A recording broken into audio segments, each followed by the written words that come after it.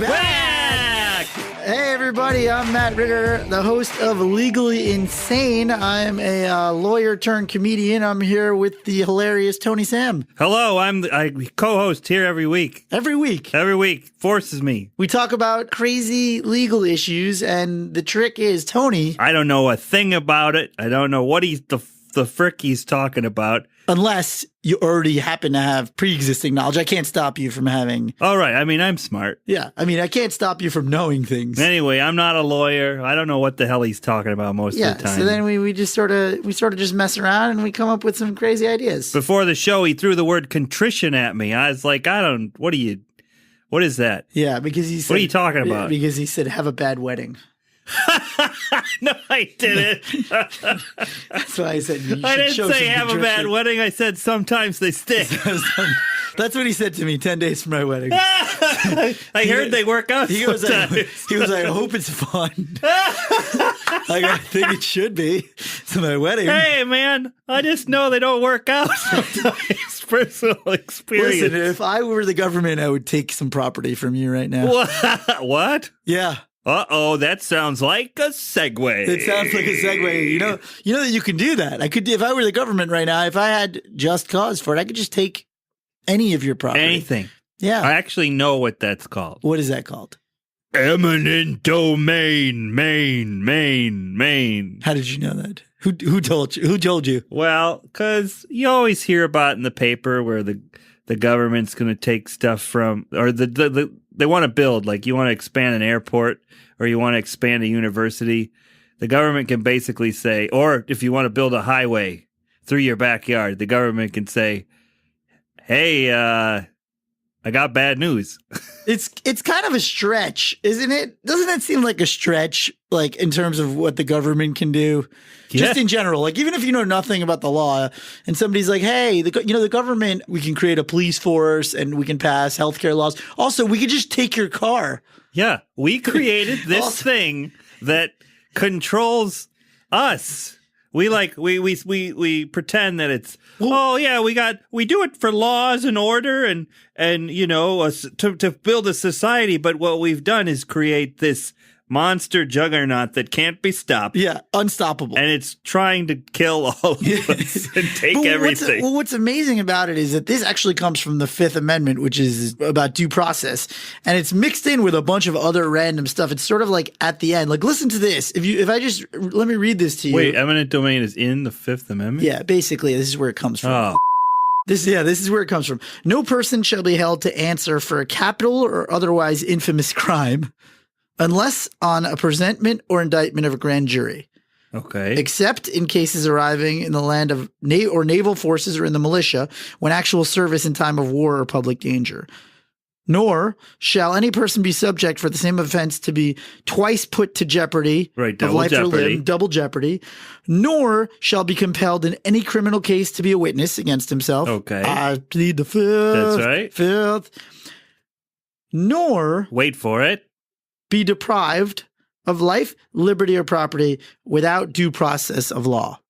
So you would think it should end there, but then there's oh no! So there's seat, turn, page. Yeah, doesn't it seem like that would be the logical? Yeah, end? That's right. You could have closed the book right there. And is there a little like subscript that says over with an arrow? See, wait for it. What's it say? Can you imagine these guys writing this thing up? Everybody was like, "It's perfect." And then somebody was like, well, what if I just want to take somebody's stuff? Shouldn't we put something about it? So right after they say without due process of law, nor shall private property be taken for public use. We could have ended it there too. That's right. Comma, without just compensation. Oh, was it H1 ... Yeah. Dot. That's a real pregnant pause. Turn to page 74. I feel like they just kept, every time they wanted to change it, there'll be another ... Did they leave that off with 3 dots at the end? To be continued. I mean, it's kind of crazy because I've actually never read the due process. I've never read. No, I actually thought the Fifth Amendment was just all double jeopardy. Right. So sometimes, because you always just hear it in isolation. You either hear it as like, oh, it's just about double jeopardy, or you hear it about taking the fifth to I against can't believe self-incrimination. we wrote that in the goddamn Constitution. So we're very adamantly opposed to you being tried for murder twice. And also, if we take your house to build a bridge. Bill of Rights? More like Bill of Sale? Yeah, it's more like a bill of Mother. sale. I mean, snuck that in where it doesn't seem to belong. I know, that right? one's pretty shoehorned. I feel like that's like they wrote that and stuffed it under some bills. On your It's like, we have the right to freedom of speech, and also we require you to have that Random House subscription every month. That's right. They stuck it in with like a bunch of CVS circulars. It's like, oh, I don't need this. I'll just throw it away. Yes. Well, surprise. Oh, God. Yeah. The Fourth Amendment, unreasonable search and seizure, but we will put anal probes in you for listening devices. Why didn't they do that with the second? Like, right to bear arms, ... Unless you're a moron. Yeah. Yeah. So, yeah, they kind of snuck that one in there. So, of course, it harkens back to the old country. Ye old. William the Conqueror. Oh. He just seized virtually all the land of England. He just took what he wanted. He just took it all. But then he granted fiefdoms to landholders in exchange for paying fees. And then fast forward, that was 1066. Then 100 Years' War, Edward III used the crown's right of purveyance for massive, what they call expropriation. That's what a lot of countries call it, expropriation. And so the Magna Carta required immediate cash payment for these expropriations. So, but then the king's power started dwindling, and the Magnum condom. The Magnum condom comes from the Magna Carta. That's where the name comes from. The Magnum condom. Yeah, the largest of all legal. Every time you unwrap one, there's scroll. justice in there. A little scroll. You wrap a scroll around your. It's way too big. It's far too big. Because they threw a lot of extra stuff in there. Right. You know that thing in the... Right, all the ... You know, the original size of this would have fit, but they added a lot of extra stuff that shouldn't have been in this Magnum condom. The Magnum condom. Who wrote the Magnum condom? From the Magna Carta. Nobody knows who wrote it. Nicolas Cage knows who wrote the Magna Carta. Vin Diesel. So then, as the power of the king dwindled, when these fiefdoms became tenants and, landowners, they said that they now had ownership rights rather than just, possessory rights of the land. So once they had ownership in the 16th century, the parliament would start taking lands for roads and bridges and, sort of just general building of civilization. Any old goddamn thing. Anything. They said they required 10% of the value in compensation. 10%? 10%. That's nothing. They were really jacking people back then. Oh, yeah. That's not just compensation. Yeah. I'll give you one shilling. Yeah, I was trying to think of what one. But my house is worth 10 shillings, sir. How would I? All right. You play a hard bargain. 1 shilling. Hold on. Let's do the math here. I have a 10 shilling house. If you give me 1 shilling, where will I live? All right, you drive the hardest of ye bargains. I see you're about to be reasonable. 1 shilling. Gosh, damn it. I have to look this up in the Magnum Carta. Magnum condom. This can't be right. Say it right. Yeah, so 10%, that's what they were doing to people. Oh, God. But then, as the voting franchise was expanded to include meat pie, more non-landowners, the bonus got eliminated. So they wouldn't get anything. So then they got nothing. How'd that happen? Yeah. So then eventually, during the 20th century in the UK, they had some compulsory valuation cases, blah, blah, blah, blah, blah. Who cares about them, right? You want to hear about other countries that do it differently? Guess how they do it in China. So, I'm sorry. Now, are all these kind of land compensation laws sprung from the Magnum condom? Well, it's unclear, but I mean, it's an old society. Convergent evolution. It could be convergent, but I mean, you have to figure many of the European countries took their notes from these guys. All right. So I don't think the Chinese were looking to the Magna Carta for their eminent domain laws. What do you think the if you had to guess what their I think they just took it. No, not you say it like it's past tense. Oh, I thought they still take it. Yeah, they just. This is what it says in the internet. Other countries, such as the People's Republic of China, that practice eminent domain whenever it's convenient to make new space for new communities and government structures. They just take whenever. They don't have any. No compensation. Well, I don't know if they do or they don't, but they don't have any laws about it. They seem like they're very serious people. Yeah, but I think everybody has some sort of compensatory scheme, it seems like. But, even Russia? Yeah. Well, it doesn't say in here. We'd have to look at how many rubles? It's probably less than 10%. Ruples or ruble? Rubles? You're mixing Indian currency that's rupees. With Russia, which is ruble. That's how you get the rupee. You know what I know about what rupees are? Yeah. From Octopussy. Oh, was that how he was paying James Bond. his hooker? Was he paying his escort? They bet in rupees. Really? At the big card game? They always have a big card game. Yeah. What's the buy-in? 2 million rupees. That was the buy-in? $10? 2 million rupees is $10. I don't know the exchange rate, but 10%. It's not a big buy-in. 1 shilling. James Bond came with like millions of dollars of not dollars, pounds, and he's like, no, he had him stuffed in his sock. Oh, he had enough of the buy-in just in his Q sock. gave him a special sock that could hold 2 million rupees. Hold on. I need to just take off my tuxedo. Now pants. you'll see, James, that your left shoe has a knife, but your right shoe has the ability to hold 2 million rupees. Otherwise known as the buy-in for the big game. What about other currency? 2 million rupees. 10% of any lands. Of any lands. All right. So what do you got? Any crazy stories? Yeah. So I've got a lot of crazy stories. So anyway, the reason we got into this is actually because Tony was complaining they were taking his building. They're taking my property. They're taking Well, the government isn't, but essentially they are, because the councilman for our neighborhood is sucking the developers or either or, and they basically have it worked out. So no matter what, anyone can develop on your land. They have to pay us to leave, which is their fair compensation that they say. But if you lived in the building a certain amount of time, they have to pay you a fee. And it's a very nominal fee, considering when you moved into the place, your rent was real cheap. But now all the rents have skyrocketed, and that money doesn't do. Yes, right. And so you're saying that this was taken under eminent domain. They got a well, essentially from the city, they got an approval. They got an approval from the city, right? The ability to have someone sell the building you're living in so someone else can develop on it and kick you out is like eminent domain. It's like it. And it's not quite as far as when you actually outright own your property and the government does that, which is why I wanted to bring this topic up, because it's ridiculous that basically developers just use this left and right all over the country.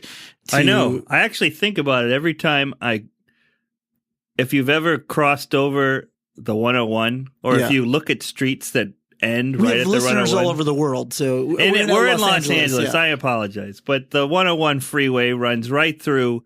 At one time was just a neighborhood. There was no freeway. Right. And they tore down all these homes just to do that. Well, it's interesting, actually, because they tore down many urban communities, ruined many minority urban communities during the highway development of the 50s and 60s. Everywhere. All over the country. I mean, all over the world. But I mean, this was... Is it targeted at low-income neighborhoods? Right. So there's been a revival of sort of historical perspective on this, of how this did target minority communities. And a lot of people say it was an easy way for people to get in and out of cities where they worked without having to go through the bad neighborhood. Did I naturally segue into the topic that you were going to talk about? Well, I was going to tell you a fascinating story. Damn, girl. I was going to tell you a fascinating story. So you want to know whether it was intentional. According to a couple of articles I read in The Atlantic, the highway development definitely exhibited prioritization of corporate power, but also continued segregation. Construction in the 50s specifically cut through many black inner city neighborhoods as planners deemed those areas less valuable, while bettering the cities for the white population. In Minneapolis, the black Rondo neighborhood was demolished for Interstate 54. And not incidentally, the American Civil Rights Movement was born out of that same era. And a lot of their protests took place on the highways because of the fact that the highways were decimating those communities. So now when you see a lot of protests on the highway, you say, why the hell are they on the highway? It actually links back to a lot of the civil rights protests. Let me ask you this. Yes. Does there say anything about the expressways in Chicago? I don't have that right in front of me, but I wanted to tell you an amazing story. You son of a bitch. That one of the planned – I will get to I don't want to talk about that. Listen to this. I will get to it. But I wanted to say all you care about is your own Yeah, I want to. If you want to know whether it was planned intentionally racist or not, one of the actual plans in Birmingham, the Alabama State Highway Director conveniently was a high-level Ku Klux Klan member, and something the White Citizens Council. The routes of both of the interstate highway plans in Montgomery were meant to bisect Reverend Ralph Abernathy's house, who was a right-hand man to Martin Luther King Jr. Oh, my God. They planned both highways to intersect at his right house. at his house. So if you want to know if it was accidental. I mean, it had to have been. Listen, let me just start drawing with two pencils, and Okay. wherever they wind up. that's where we're going to draw the highways. Wherever, so we all have to just agree here and now. Whoever's house, All right. I don't know who's. I'm going to close my eyes. I'm going to close my eyes. All right, so I'm drawing one line. Okay, tell me what. Say when. Say, hey guys, come on. Say when. Say when. Okay, and now I'm going to draw another line. Okay. Did I get it? Whose house is that? You're not even on the paper. Oh, okay. Open your eyes now, but put it on that guy's no. house we hate. Wouldn't it be easier if we move the paper over to where I draw the lines? Oh, yeah. Let's try that. Why don't we? Oh, yeah. Let's get that mother. I mean, can you imagine that? Where, like, you're a civil rights leader, you're marching, and they're like, and you're like, what can they possibly do to me next? That's right. Come at me. Yeah, come at me, mother. And then it's like the Hitchhiker's Guide to the Galaxy, where they're building the interstellar freeway right through. Built an interstellar freeway on his house. It's funny that you say that. If you think about the way Los Angeles freeways are set up, yeah, they could have put a freeway that ran across this side of in LA. There's the LA Basin, which is where the majority of LA is, and then there's the valley, of course. Yeah.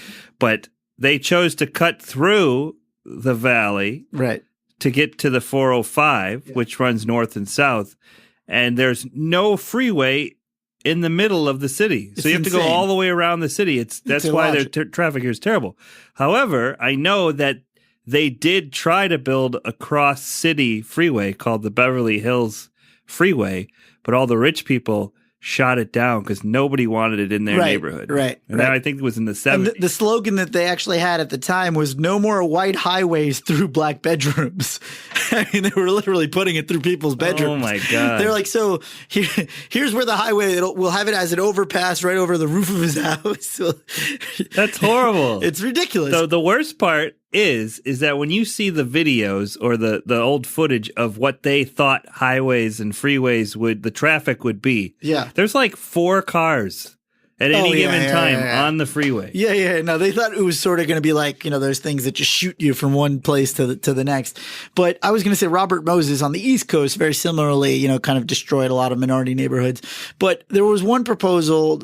I'm from Long Island. There was one proposal connecting Connecticut to Oyster Bay, which is the really nice area of Long Island. And I was in this museum with my mother, and I was like, man, how stupid is this? New York is so congested. If you want to go from Long Island to Connecticut, you have to go all the way through the city. If you want to go from New Jersey to Canada, you have to go all the way through where 25 million people live. And the woman, this old lady, she goes, it's not stupid. We preserve the, pristine nature of our neighborhood. Where there's only like... That sounded racist. Yeah. Even the way you said it. Yeah. There were like 5,000 people, in this I feel white like area. You would be like rolling a booger in your hand, like a very tight little booger as you said that awful racist thing. No, she was the racist. No, I know, but yes. I'm imagining like Cruella de Vil. Yes.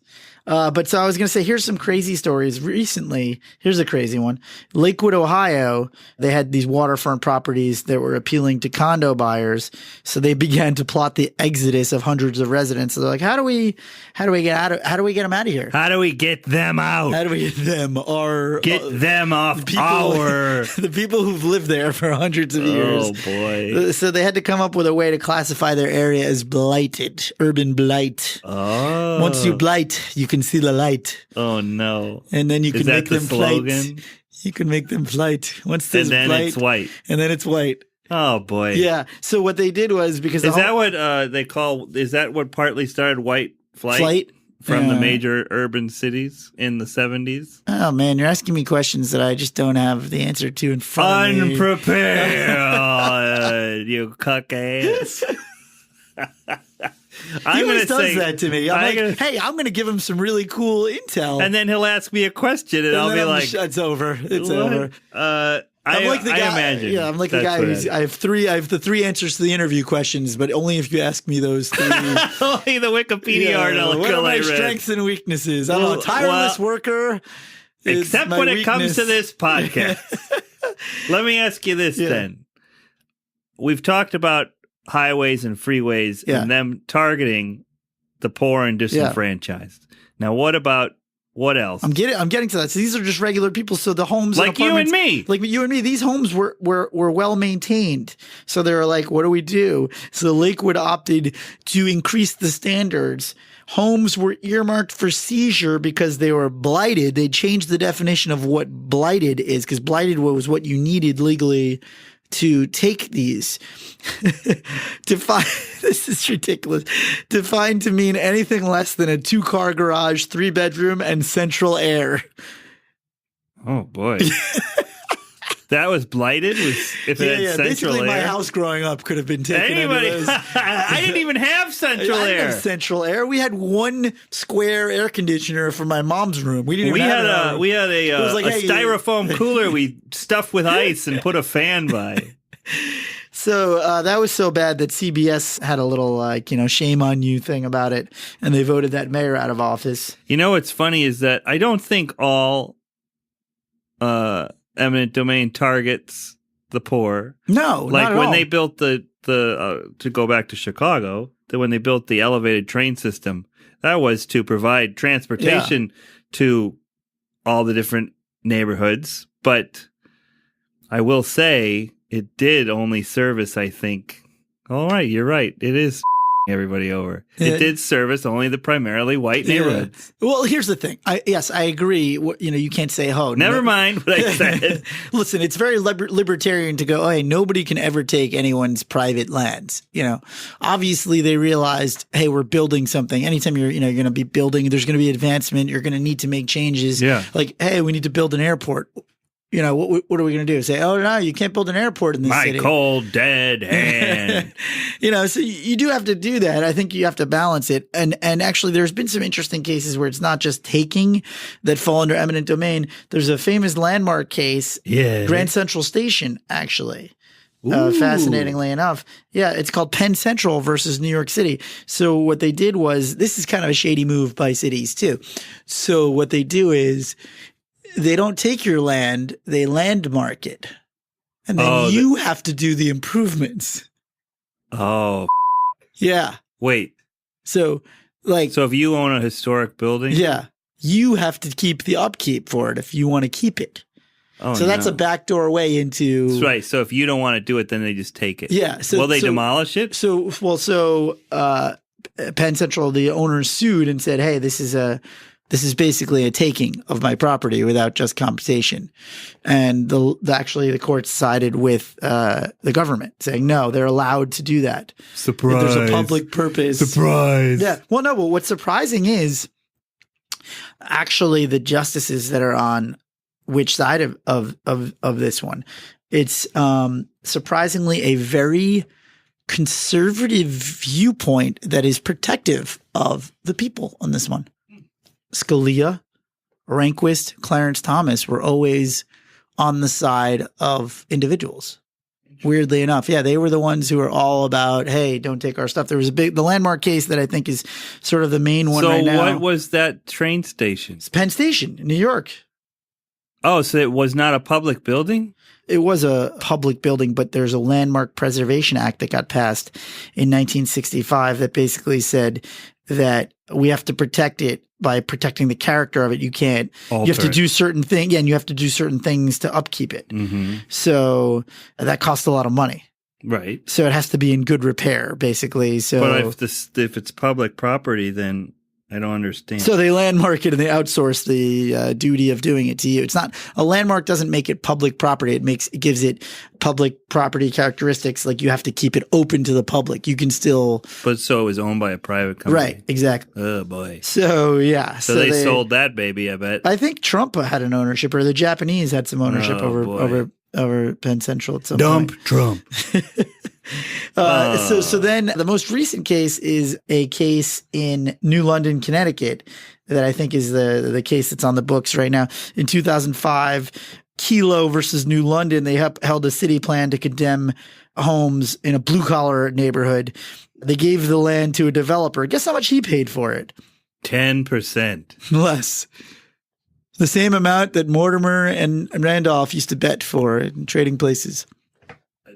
$1. Oh, no. Yeah, they gave him a 99-year lease to build a waterfront hotel, office space, all this stuff. And the people got nothing? Yeah, and Justice Stevens, very liberal justice, said this donation was for the public use, and that is we give them broad latitude to do that. Yeah.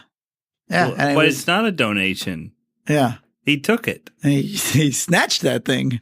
Now, this kind of makes me think of, and I know I may have brought this up to you, but the building of Dodger Stadium. Oh, yeah. I remember you told me Dodger Stadium displaced a lot of people. It's a pretty awful story, and a lot of people forget about it just because our memories are very short. But when the Dodgers moved to Los Angeles, they needed a stadium. And there's no reason why I think they picked that particular place where it sits now, but Chavez Ravine was once a neighborhood filled with a bunch of Latino Mexican-American families. And so the city decided, that's where we're going to build it. Siesta's over. And then they just essentially, eminent domain, they bought them out for cheap prices. And a lot of people didn't want to go because that was the home they had forever. Yeah. And what's interesting about it is, so I'm reading an article about it. There's some quotes. There are people who won't step into Dodger Stadium. They're still bitter. My uncle, who was a priest, said he wouldn't go to any Dodger games. A priest? Yeah. Yet. He's not a good priest. It feels like some Mexican Americans have gotten over it and go to Dodger Stadium occasionally. You know what? And I'll tell you why. Yeah. Did you watch? Fernando Valenzuela. That's right. That's why. That 30 for 30. Yeah. They were smart. They're like, well, we need to, nobody likes us. Nobody likes us. Yeah. So, they went down, specifically drafted a Mexican pitcher who was a great, and he took them to the World Series. So, I mean, but what do you do about these things, right? Because I agree. I feel that that's really very messed up, and a baseball stadium to me does not qualify. No, that's not a necessity. Good. It does not qualify to me. And also, there's a park right next to it. Like there was an empty plot of land where there's nothing. Elysian but were there Park. 1,000 Mexican families in a community there? No. Was there a tight-knit community of people that lived there for 100 years? Then no. I mean, come on. You got to stir the hornet's nest a little bit. Well, I mean, the ballpark just looks so much better here. A man named Walter O'Malley. I'm pretty almost sure that the amount of property on that vacant park is the same as that neighborhood. Hold on. You can't destroy a park, you fiend. Once again, I will draw a circle with my eyes closed. Wherever I land is where we will put the stadium, whether it be a 1,000-person Mexican-American community or an empty field. Either or. Well, looks like it's the people. Get the tequila, boys. It's time to celebrate. But man, I just saw you slide the paper underneath. Oh, no. It was a wind gust, of course, but it's all up to chance. Pure chance. I mean, yeah. So it's funny because I didn't really know a lot of this stuff. You actually told me Chavez Ravine story. And I didn't know anything about the scary part is I ended up stumbling upon the highways tearing through minority homes when I was thinking about why everybody's protesting on the highway, because I want to do a separate topic about whether, protests, how people should be protesting, whether it should be legal to block off traffic or all that stuff. And I stumbled on it. And when I saw that thing about it going through Abernathy's house, I was like, holy crap. No, you know what? I never thought about it, but if you think about where every freeway runs through, it's a bad neighborhood. Yeah, it's always, and a lot of them, look, maybe not all of them used to be like that, but it seems to be that if you read any article about highway building, it's sort of a common thread among them. Even like they build the public high schools for neighborhoods that aren't as good. They build them right next to the freeway. Yeah. The worst land. Yeah. But it's interesting the arguments that both sides made for this most recent case. So O'Connor also sided with Scalia, which was rare for them. She said, basically the specter of condemnation hangs over all this. Nothing is to prevent Nothing is to prevent the state from replacing any Motel 6 with a Ritz-Carlton, any home with a shopping mall, or any farm with a factory. I don't know. The Motel 6 one's kind of a weird example because I wouldn't mind it if every Motel 6 was replaced with a... We'll leave the light on for you. Yeah. But we're a Ritz. We don't need you to leave the light on. Today's podcast brought to you by Motel 6. Hey, I'm Rod Bodell. We're going to leave the light on for you. What's those? No, it will be a Ritz. But so Scalia took it a little bit too far. He compared it to the Dred Scott decision. You're out of order. What? Yeah. Dred Scott? Yes.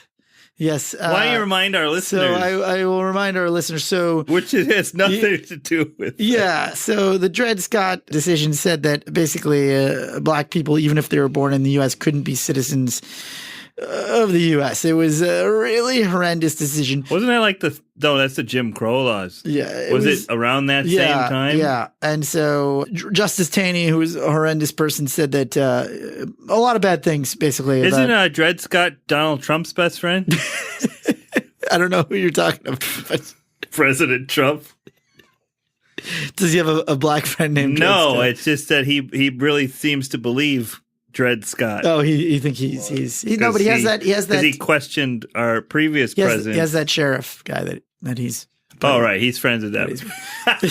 But it's kind of odd that Scalia went that far. He said this taking of our private land is essentially equivalent of the Dred Scott decision. Dred Scott. Yeah. You do it for Randolph Scott. Randolph Scott. So that was, there's a couple of other, there's one other crazy one that I thought was kind of messed up. Yeah, what's the most up? Oh, yeah, golf courses. That's really messed up. Oh, no. Yeah, this couple in Florida. In the mid-'80s, 300 homes. Say it like you're from New Florida. York. That's how every New York person I've ever met says. Florida? Hey, are you going down to Florida? I think it's Florida. Yeah, is that how it is Florida, but every person I've known from New York, like upstate's like, Florida. Hey, how's it down in Florida? My grandma lives in Boca. She lives in Del Boca Vista. Del Boca Del Mar. Del Boca and Del Mar, two different similar places. So most of the family sold to this golf course developer, but the Zemechniks, they held out. They said, not on my watch. Wait, what do you mean? They didn't want to sell their houses to this golf course developers. And so they built around it. So their home got earmarked to be the residence of the golf course manager. That's almost as bad as MLK's buddy. Oh no! So it's like not subtle. It's the offices. Maybe people would feel less angry about eminent domain if people didn't go. Yeah. Okay, so listen, if I give up my house, which I really don't want to do, you're not going to tell me that it's going to become your office, is it? It's not going to be. Oh no! It's not going to be your. It's not going to be your house. Scout's honor. Because I will give it up as long as whatever happens, you don't get it. Wait, so they gave it up willingly? No, the law, they earmarked it. They eminent domained it to the resident. And but a golf course, it was a public golf course? No, it was a private golf course. But so how do you eminent domain something that's not public?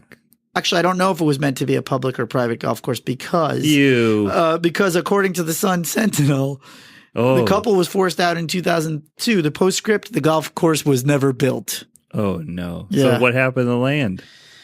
This is just a bunch of wild. So now their house is just sitting in a dirty field. I don't know if you've seen. There's a lot of golf courses that are out of business now that have turned into kind of like wildlife preserves. There's like mountain lions and stuff. It's pretty cool.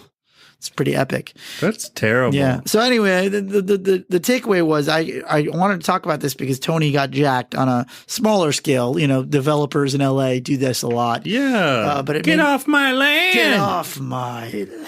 I don't mind getting money as long as it's fair value. Well, it's supposed to be fair value. I mean, it's supposed to be fair value, but the problem is who determines that? You know, it's usually some scumbag developer. It makes me upset.